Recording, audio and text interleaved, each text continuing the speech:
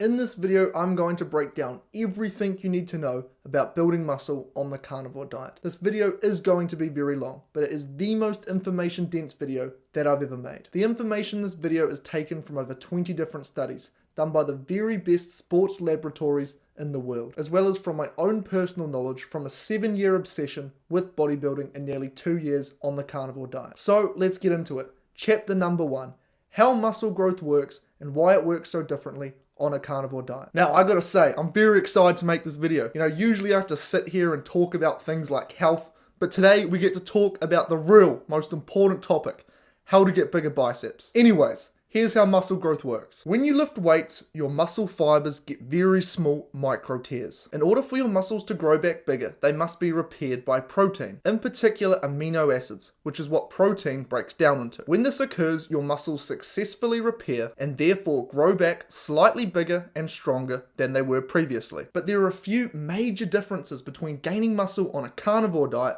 than to any other diet. Before I get into this, I do want to say that chapters 2, 3, and 4 contain strictly actionable advice. How many sets you should do, how many meals you should have, what supplements are best, those sorts of things. However, because a carnivore diet alters these factors considerably, if I didn't break all of this down in chapter number 1, the rest of the information in this video wouldn't make sense. Plus, in my opinion, it's super interesting how there are certain compounds in plants that massively affect your body's ability to produce testosterone. And I don't see anyone else in the bodybuilding space talking about these things. So let's get into it. The first major difference about being on a carnivore diet is that your muscles have a different fuel source. Our muscles are fueled by something known as glycogen, which is the stored form of glucose in muscles. This acts as its primary fuel source. This is why many people mistakenly claim that you need carbohydrates to build muscle. Carbohydrates break down to glucose, which then creates glycogen. But on carnivore, we're consuming little to no carbohydrates.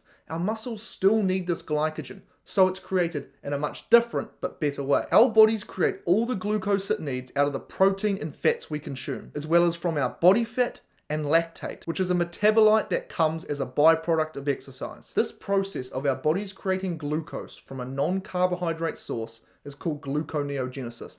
This right here is how we get the glycogen for our muscles on a carnivore diet. This method of getting glycogen is far superior than consuming carbohydrates. The reason for this is because all carbohydrates, at least to some degree, are toxic to humans. Now, this inflammation from carbohydrates is a big problem for people trying to gain muscle. When you have inflammation in your body, it not only impairs your recovery, which as we know is responsible for muscle growth, but it also impairs your ability to produce testosterone. I'll explain why carbohydrates do this shortly, but another reason getting glycogen from this method is better is because you have a lot more of it. This is because you can get it from your own body fat without having to eat. In fact, in this study they found that glycogen levels were the same after intense exercise, despite the fact that the carbohydrate group was consuming sugar gels to replenish their glycogen, with the findings being, despite consuming no carbs, glycogen levels remained stable in the low carb group, meaning the body effectively replenished glycogen through gluconeogenesis. Imagine your muscles are an engine that needs fuel. On a high carbohydrate diet,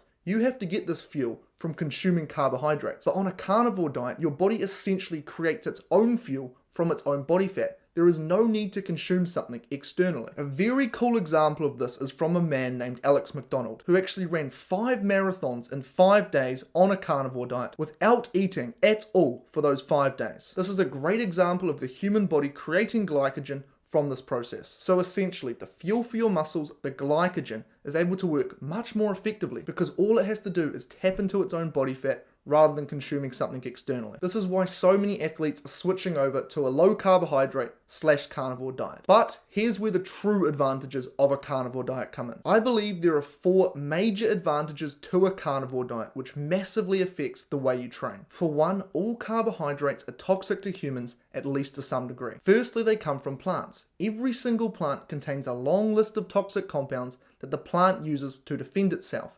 A great example of these are phytoestrogens. Phytoestrogens are a plant compound that mimic or modulate estrogen in the body. Estrogen is a hormone responsible for femininity. When men have high estrogen levels, they become more feminine. This stuff is so potent, they have convinced a male catfish that it is a female simply because they gave it high doses of phytoestrogens. These things are incredibly problematic for muscle growth. They are very high in soy as well as in many seeds such as flax seeds. They're also in other foods like peanuts, wheat and oats. The problem with phytoestrogens is they have a very similar structure to estrogen. So essentially they're like hormone imposters. Because they look like estrogen and can sneak into the body's hormone system, they massively throw things off balance. Due to this estrogen mimicking, they massively increase estrogen levels in the body and decrease testosterone levels in the body. And for the women who are watching this video and are thinking to themselves, well, maybe I should consume more phytoestrogens then. I want to be more feminine. When women consume phytoestrogens,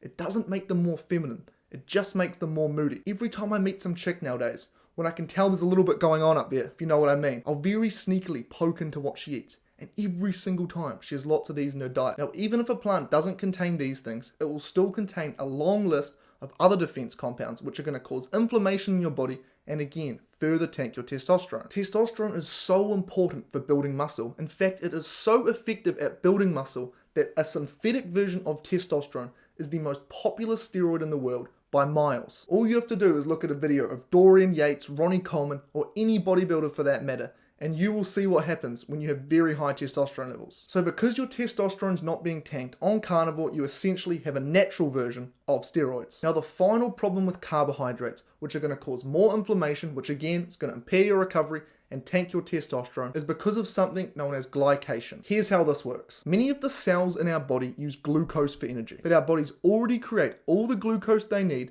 through gluconeogenesis, like we discussed earlier. So when we consume excess carbohydrates, this extra glucose isn't effectively taken into cells. Excess glucose in our cells are very toxic for them. So when we consume carbohydrates, which break down into glucose, our cells are very reluctant to take in this extra glucose because they don't want to be damaged. So instead, this extra glucose is trapped out. It stays in the bloodstream and starts binding to proteins and other cell membranes. This damages cells, increases inflammation, and impairs recovery, which directly hurts muscle growth and hormone production. So all these bodybuilders online that you see consuming 500, 700 grams of carbohydrates per day, imagine the amount of glycation that's going on in their bodies. Sure, they might be jacked, but I guarantee you the vast majority of them are pre-diabetic already. But on carnivore, because you're not consuming plants and therefore carbohydrates, you instead get your energy from fatty meat. This is great, and even the bodybuilders know this. Whenever they cut their calories right back to get in shape for competition, they always talk about the importance of still including some fat, as they know that their hormones need it. So we also have an abundance of this. But on top of that, we also have an abundance of cholesterol. Cholesterol is very high in meat and eggs. Now this is very important because cholesterol is the precursor to testosterone.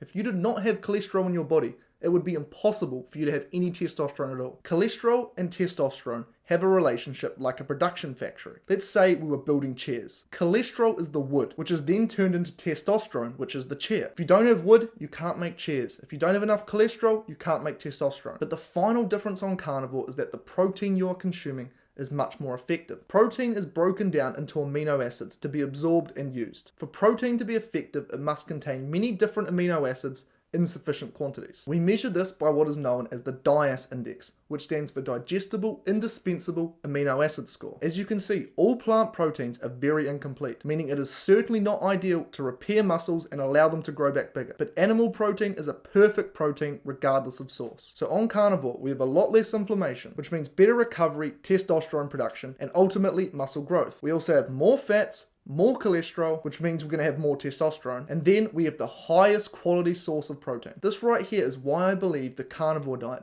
is the best possible diet in order to build muscle for naturals. Now, if you're on steroids, it doesn't matter if you tank your natural testosterone levels because you just inject yourself with synthetic hormones. But when you're natural, if you tank your natural testosterone levels, you're just not going to grow. Because of all these differences, I think it's important to train slightly differently on a carnivore diet than you would with any other diet. So let's get into part number 2. How do we train optimally in order to maximize muscle growth on a carnivore diet? Training is the most important factor when it comes to muscle growth.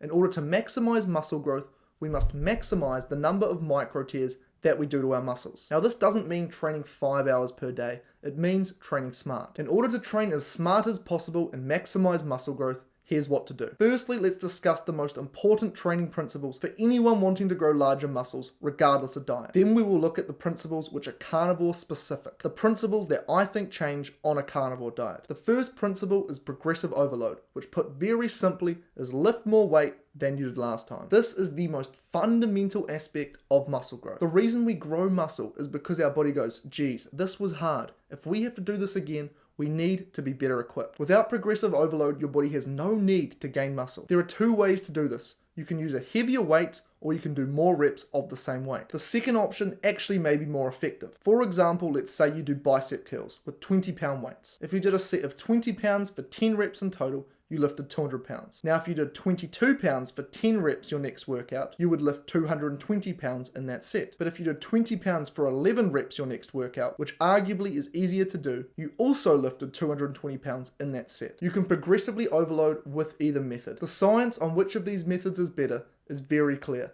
It does not matter as long as you're applying this next principle. Now that we know the importance of progressive overload, let's look at the next principle. How heavy should we be training? Should we do high rep sets? Should we do heavy sets with less weight? What is the optimal rep range for muscle growth?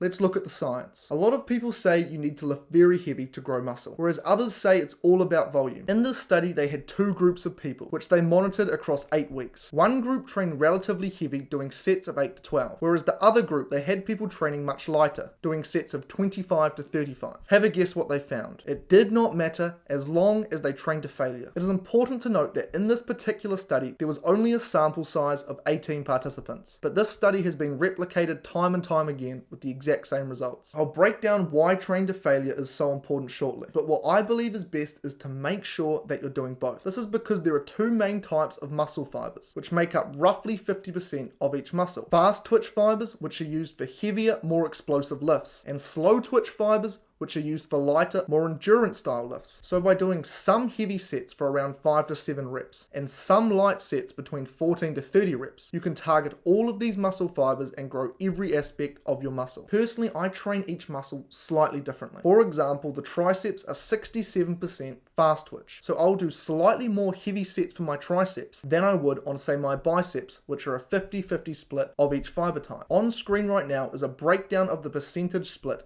of muscle fibers for each muscle. Remember, if a muscle is more fast twitch, you want to do slightly more heavy sets to grow it. And if it's slightly more slow twitch, you want to do more high rep sets. But I wouldn't focus on this too much. As long as you're working within the 5 to 30 rep range and you're mixing your rep ranges up, at least to some degree, it shouldn't matter too much. There are much more important training principles such as this next one. So we know that using both heavy and light weights can be effective as long as you're trained to failure. But just lifting the weight isn't enough. You need to make sure that you're using the right range of motion. This means how far down and how far up you are going on your reps. What I see a lot of people do in the gym is they lift weights like this. When you do this, your respect in the gym takes a hit. You're now known as a half repper. But on top of that, it also significantly impairs your muscle growth. To train a muscle effectively, you need to take it through the full range of motion. You want your muscle to be fully lengthened in a stretched position and then fully shortened in a contracted position. Now, the most important part of a rep will actually come as a massive surprise to many of you. In every single study measuring the effectiveness between the bottom half of a rep and the top half of a rep, what they found was that the bottom stretched part of a rep equated for significantly more muscle growth. In fact, Jeff Nippard, who has over 6.4 million subscribers and is regarded as one of the world's leading authorities on muscle growth, was so convinced that the bottom part of a rep was the most important that he did his own study alongside the world's leading muscle growth research laboratory of Brad Schoenfeld and co. just to prove this. In this study, they got advanced lifters and over 8 weeks had them train one side of the body with full reps, and on the other side they could only do bottom half of reps. So a full range of muscle group and a half rep group. At the end of the study, they found no statistically significant difference in growth between the two groups. This right here shows just how important it is that you get a deep stretch on every exercise you do.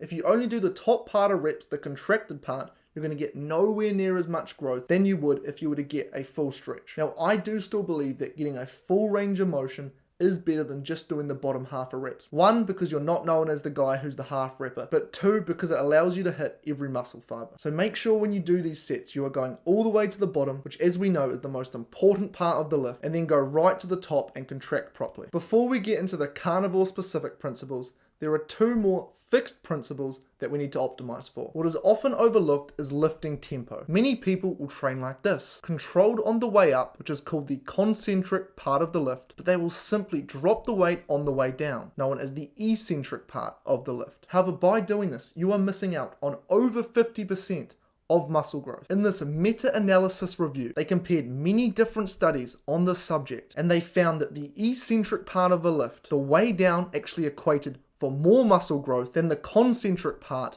the way up. So don't forget to control the weight on the way down. It's the most important part. Once you've nailed your rep speed and range of motion, the next thing you need to consider is designing your workout program in a way that best allows for each muscle to recover. This is where choosing the right workout split becomes so essential. If you do chest one day and shoulders the next, this would not be ideal as you use your shoulders in many chest exercises, and therefore when you train your shoulders they would not be fully recovered, and therefore you wouldn't be able to lift as much and you'd do less damage to your shoulder muscle fibers, resulting in less growth. The best split in my opinion is push-pull legs. So chest, shoulders, triceps one session, back and biceps the next, and then quads, hamstrings, and calves the one after that. I mean, let's be real, we're probably not going to do calves, are we? But that's the day I would put it on. This gives each muscle group sufficient chance to recover before you hit it next, and it's basically the only split that allows this. Okay, now we have our workout structures in place. This is where things get interesting for people on a carnivore diet. Firstly, the number of total sets for each muscle, known as volume, may be different. For a long time, it was believed it went a little something like this. If you do some weights, you get some growth. If you do more weights, you get more growth. A bit more, and even more growth. But then you hit your cap. Your body can't recover, and so your gains decreased, even despite doing more sets. But here's the thing. When we look at this inverted U, we've never actually found the peak, let alone the drop-off. So what I'm saying is that overtraining has actually never been proven. Now at a certain point it becomes ridiculous. You'd have to do an extra hour in the gym to get 0.1% muscle growth. But even to me, this is surprising. In fact, in this study here, they made subjects do 30 to 45 entire sets per muscle group, and they still grew more than people who did less sets. But let's think about this logically. We're all busy people. We don't have time to do 30 to 45 sets per muscle group per week. And realistically speaking, if you did that much per week, over time you get systematic fatigue, and therefore the amount of weight you're lifting would start dropping,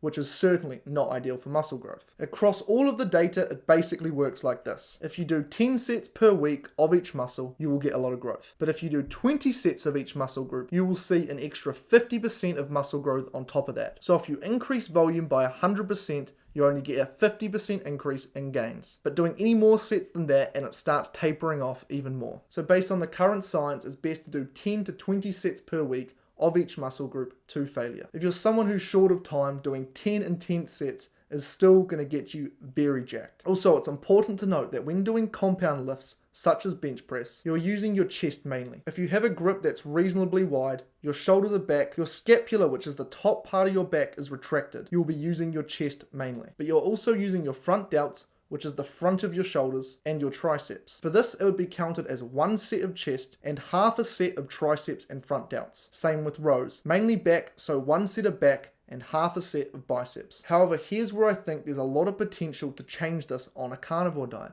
because like we talked about at the start, there are all these factors that significantly enhance your body's ability to recover. I think that on carnivore, you can do a lot more sets and still recover. For me personally, I did 10 sets per week total for each body part for a long time, simply because like everyone else, I believed in this cap of volume, and I thought that because I was training so hard for each set, it would be very hard to recover from anything more.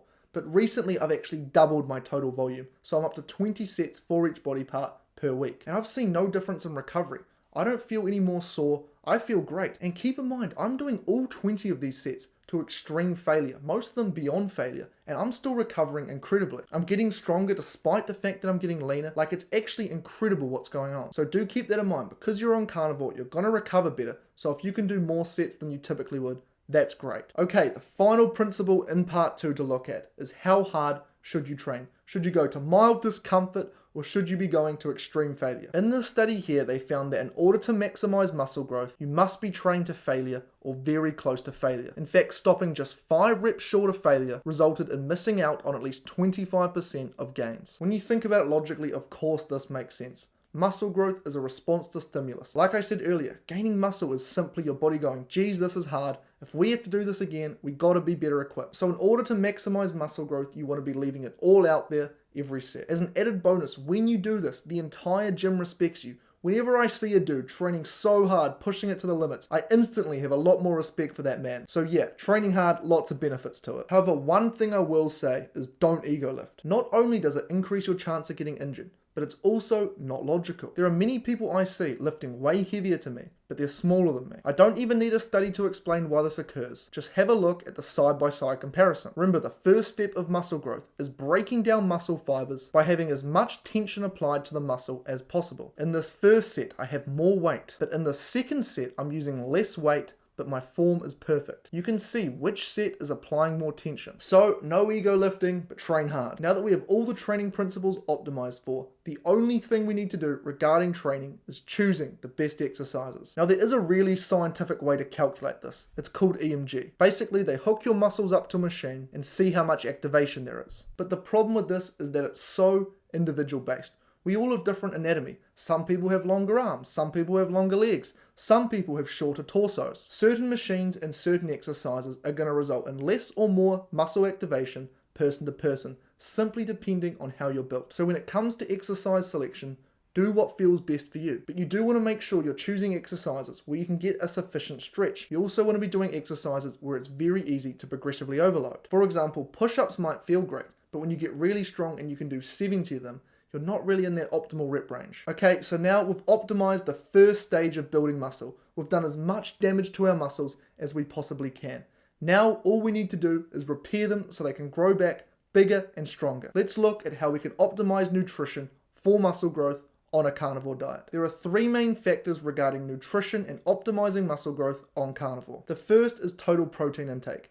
As we know, protein is super important for building muscle. Protein breaks down into amino acids, which is then what repairs our muscles. The current science, which is observed in essentially every study, suggests that 1 to 1.3 grams of protein per pound of lean body weight, or 2.2 grams of protein to 2.86 grams of protein per kg of lean body mass is best for this. So if you weigh 200 pounds but at 5% body fat, you would be 170 pounds. You need between 170 grams to 220 grams of protein per day. Note this upper limit of 1.3 grams per pound or 2.86 grams per kilogram is for individuals who are training very hard. I'm talking heavy, intense weight sessions 5 to 6 days a week. For the vast majority of people, this lower end will be more than sufficient. Luckily, because you're on the carnivore diet, getting this amount of protein in is very easy. In 2.2 pounds or 1 kg of meat, there is 200 grams of protein. This is what makes carnivore so incredible. It's so easy to get your protein in, and it's the best source of protein. The next thing to consider is meal timing. This is incredibly straightforward. You want your muscles to start recovering as soon as you've done the damage to them. So eating a meal as soon as possible after working out is definitely best. For a long time, it was believed that there was something called the anabolic window, meaning that if you ate immediately after working out, all this protein went straight to your muscles and you got super jacked. This simply isn't true. If you've had a big meal relatively close to before working out, you will have a couple hours after training to eat before it really matters.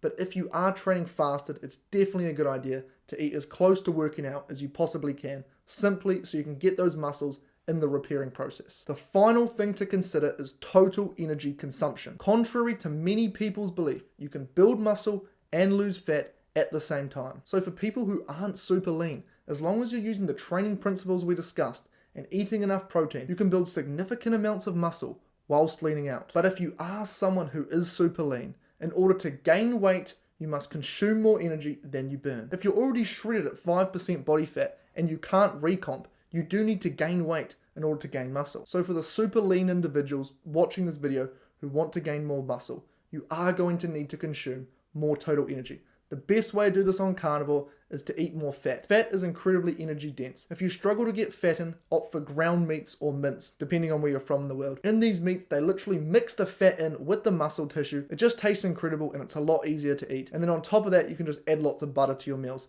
It's actually very easy if you really try to get enough energy on a carnivore diet. Okay, so now we have our training down, our nutrition down.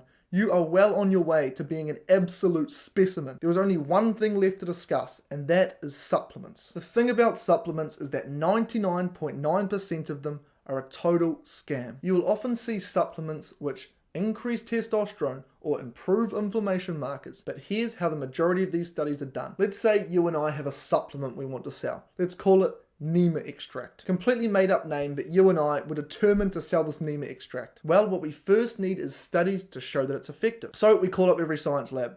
Yep, hello Mr. Scientist, my friend Max and I have this new supplement that we want to sell. Are you interested in doing any studies on it? They'd tell us to go away, they don't care about our supplement. Every science lab would tell us the same thing, but that's actually a good thing for us. Our supplement does not work at all. So we decide we're going to do our own studies. We bring in our own scientists to work with us. So we call in 20 people. We split them into different groups randomly. Now we can call our study a randomized control trial. Sounds very legit when we publish the study. So we get to work. Our first study comes back, and what do you know? Our product doesn't work. We repeat it again, and what do you know? Second time round, our product doesn't work. Great news. These two studies, they never existed. We just throw them in the bin. We are under no legal obligation to publish those studies, so they go away, the world never sees them. But you and I, we've been talking about this new beachfront property that we want to buy together. So our supplement, it has to hit stores. So what do? Well, we keep repeating our study. When you do the same study enough times, other factors start playing a role. Chance starts entering the equation. Other factors result in discrepancies. Maybe someone in this study, during this 10-week period, watched a video online of some dork with a terrible haircut and terrible moustache break down why the carnivore diet is optimal for muscle growth. So he starts a carnivore diet, he gets jacked. And maybe he told another participant in the group. They weren't meant to talk together, but our researchers, they don't care that much. So they conversed, and now you got two people in one group on the carnivore diet. And then just by chance, someone in the other group starts a vegan diet during this 10-week process. Come the end of this period, the results can be skewed massively just because of a few outliers. It doesn't even have to be extreme circumstances like that. It can quite literally be that in one group, one randomly assigned group, the people in that group had on average a lot better genetics than the people in the other group. These people just happen to be using our supplement, but of course we're going to claim it's our supplement that gave them the results, not their genetics. So yep, that's right, we now have a randomized control trial showing our supplement is effective. And now our supplement's semi-legit. Now all we have to do is repeat the study 100 times, and now we have 5 studies which prove just how incredible our supplement is. And it's stuff like this that the supplement industry does. The vast majority of supplements are complete garbage. But there are actually a couple of supplements that have been shown with real science to be very effective. The first is creatine, which is actually the most researched supplement on the planet. Over 1,000 studies, and what they find time and time again is that creatine increases muscle size and strength. How this works is creatine is a substance that we can use as an energy source to power our muscles in the first 10 seconds of an explosive movement. This makes us slightly stronger, which means we can do more damage to our muscles and get more growth. For example, in the study here, they found that supplementing with 3 to 5 grams of creatine per day resulted in significant muscle size and strength gains. Now, there are actually many credible studies that show creatine's effective, but there's a reason that it's effective. And that reason is that creatine comes from meat. You literally cannot get creatine from plants. On screen right now, you can see that simply by eating meat, you get this effective dose of creatine. On top of that, there is one other supplement that is super effective. In this video, I've revealed everything you need to know about building muscle on a carnivore diet. But if you're very serious about getting into unbelievable shape, my carnivore coaching program is perfect for you. The program has changed the lives of so many. Together, we'll work one-on-one to implement all the information from this video in a personalized way to guarantee that you achieve your dream physique. Whether that means shredding fat, dropping 30 pounds, or packing on muscle. Whatever it is, click the top link in the description to apply so I can see if we're a good fit to achieve all of your goals. There are plenty of studies showing that animal protein powder significantly enhances muscle growth. Well, I've come up with a genius way how you can get this stuff for free, along with the creatine. What you do is you get some meat, you chew it, and then once you chew it, it breaks down into a powder, which you then absorb, and what do you know? Now you have a source of creatine and animal protein powder, the two most effective supplements in the world, for no extra cost on a carnivore diet. So yep, it's very simple. Train hard, eat lots of meat, and before long you'll be so jacked that your ex-wife will be questioning every decision she has ever made. On screen right now is a complete summary of this video. Feel free to screenshot it. I'm sure it'll come in use at some point. What a lot of people do to try and build muscle on a carnivore diet is they add fruit, but this is a terrible idea. In this video, I break down why. Anyway, thanks for watching. I enjoyed making this video. I hope you enjoyed watching it, and I'll see you next time.